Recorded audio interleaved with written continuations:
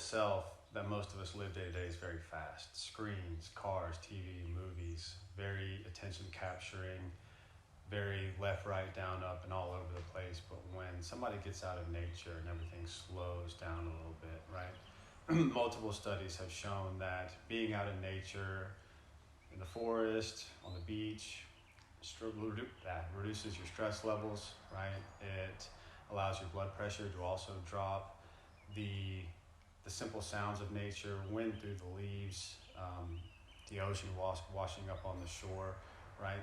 That hits our auditory sense and it's much calmer and smoother than other sounds of day to day life. Just globally, being out in nature is calming in and of itself. Things like sunlight, too, help release hormones that are stress relieving. So, overall, it's incredibly beneficial for people.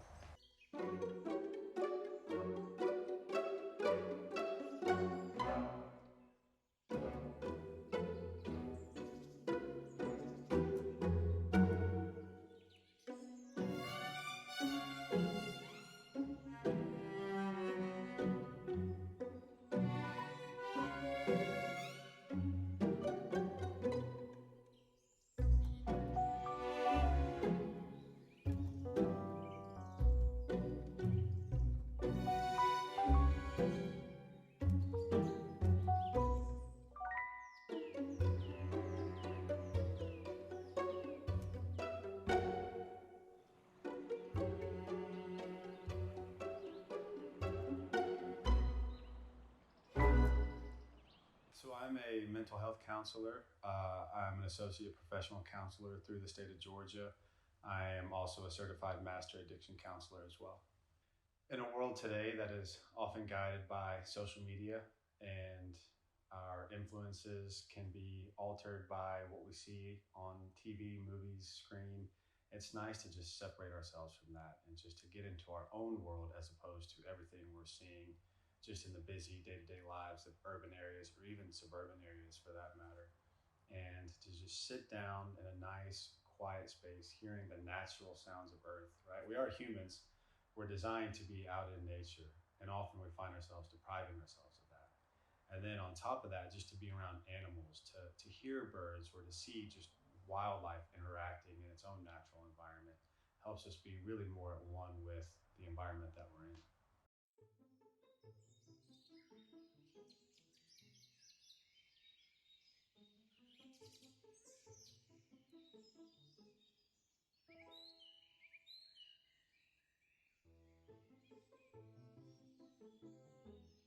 As a general rule, for kind of environmental education, which is what I started out with leaving college, I had a degree in environmental studies, and so I wanted to teach, and so I kind of bounced around to a bunch of different residential environmental education centers, a few of them being in Georgia, one up in the mountains and one on the Georgia coast, right on Tybee Island actually, and so really close to Savannah, and that really got me kind of keyed in on the area and in love with the scenery and the wildlife and habitats around this area and the marsh and the ocean and everything. So for a while I worked in Illinois and then in Missouri at the Missouri Botanical Garden, and I kind of loved teaching about plants and about our effect on the environment, but wanted to work with animals a little bit more. So when I saw the job open up down here, I remembered my time on Tybee and knew I would love the area, so I jumped at the chance to work at Oatland because it's so close to Savannah and so close to Tybee, kind of right in between.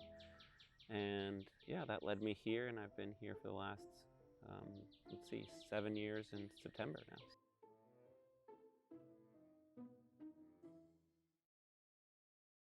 I think any job can be stressful, and I think that Oatland, especially when I first started, had a lot of stressful times. And I can't imagine doing that job and not being kind of in my happy place outdoors.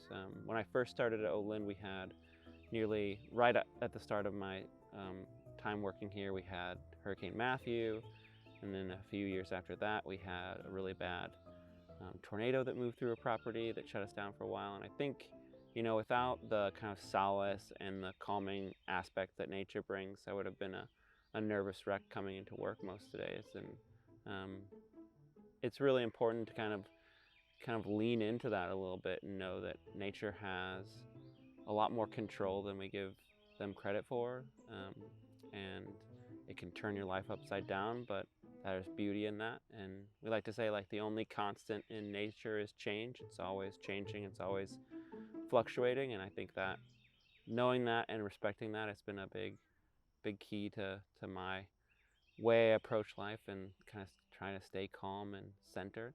I think in general, um, giving novel experiences to children that they normally wouldn't have in nature is also something that's really special to me. So getting to take kids to the beach for the first time that have never been before, or getting to show them an animal or a plant that they've never seen, having that spark moment with a kiddo is really um, rewarding. And so those things can't happen, if you're living in a very urbanized environment. So having this kind of place is really cool, and it's important for me when I drive into work every morning to kind of take a deep breath and relax into this space, because I know that it's different than kind of everything outside, which is a lot more go go go and a lot more screen heavy and a lot more focused, and I can be a little more broad and calm and generally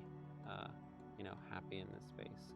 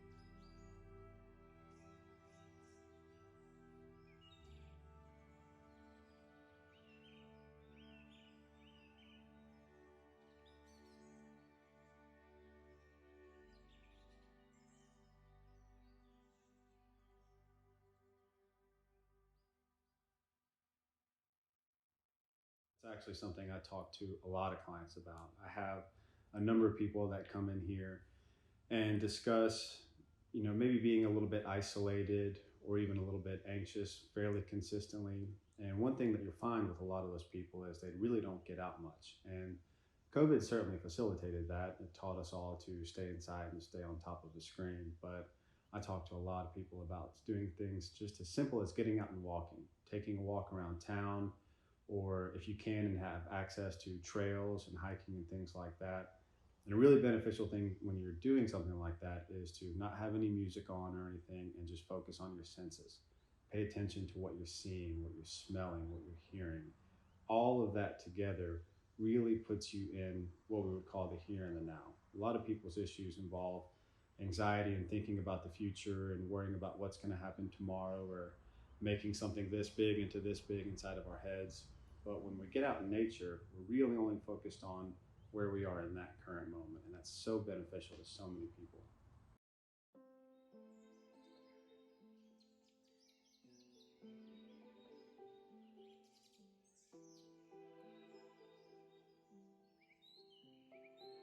So, something I really like to share when I'm teaching people about how to kind of become comfortable in nature and walk through the forest is a technique that came out of kind of the forest baby movement of the 80s. And a naturalist that's kind of local to the Southeast created this way of thinking about walking through the forest as fox walking. So, walking as if you are turning yourself into a fox and how they experience the natural world. So, very forward facing ears that are large and cupped. So they recommend you cup your ears.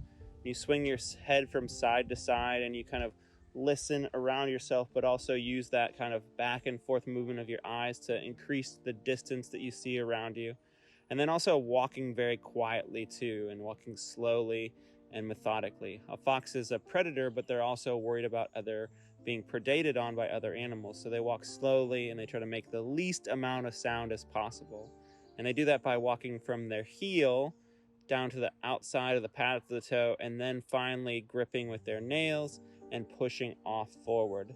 And when they do that, we can kind of mirror that with our feet by landing with our heel, moving off to the side of our foot, and then pushing off with our toes before we place our next foot and make sure that we're not stepping on any sticks or anything that might make us have a weird kind of off-kilter stride or kind of walking cancer, so that we're not making a lot of noise or sound as we're going through the environment, so we don't disturb it. We become part of it. We are able to observe it as efficiently as possible.